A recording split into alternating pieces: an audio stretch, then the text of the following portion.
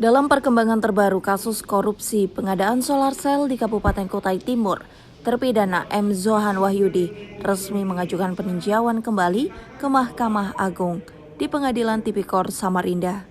Langkah ini diambil menyusul keputusan kasasi MA yang memberatkan hukumannya menjadi 8 tahun penjara dengan denda 750 juta serta uang pengganti 8,9 miliar.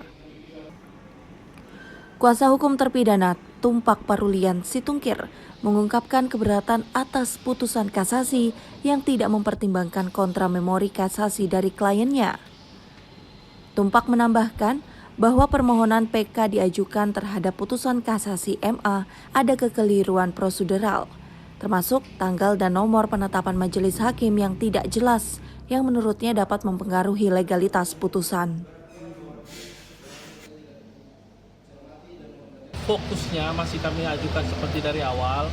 Klien kami punya hak untuk mengajukan pembelaan diri pada tingkat kasasi, namun hal tersebut tidak dapat diakomodir oleh pengadilan ini. Karena posisinya kenapa? Kontra memori kasasi telah diberikan oleh penasihat hukum terdahulu, namun dalam putusan tidak tercantum. Setelah kami periksa checklistnya, ternyata tidak terkirim sehingga putusannya seperti yang ada sekarang. Itu kekecewaan yang sangat utama, dan yang terpenting lagi masalah legal standing. Dalam posisi pemeriksaan perkara di tingkat kasasi, Hakim Agung yang memeriksa dan mengadili perkara aku, setelah kami baca putusan kasasinya tidak tercantum tanggal dan nomornya, sehingga kapasitas ini menurut kami sangat-sangat penting sekali. Sementara Wakil Ketua Pengadilan Negeri Samarinda Ari Wahyu Iriawan menjelaskan kontra memori kasasi tidak wajib dilampirkan karena tidak menjadi pertimbangan Mahkamah Agung. Meski begitu pihaknya memastikan berkas kontra memori kasasi terdakwa tetap dikirim meski tidak bersamaan dengan berkas perkaranya. Alasan PK.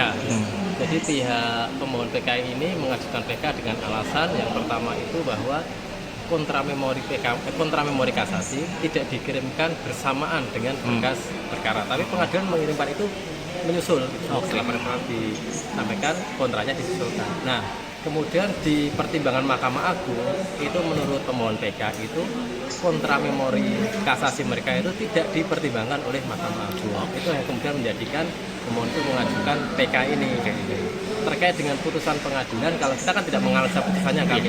Memang menurut pemohon itu ada pertimbangan dari pengadilan tinggi yang tidak dipertimbangkan oleh Mahkamah Agung. Itu juga yang menjadi alasan mereka mengajukan pembelaan kembali ini. Terdakwa berharap peninjauan kembali ini dapat diterima oleh Mahkamah Agung agar meringkas vonis yang telah ia terima. Dari Samarinda, Ardi Wirya, iNews melaporkan.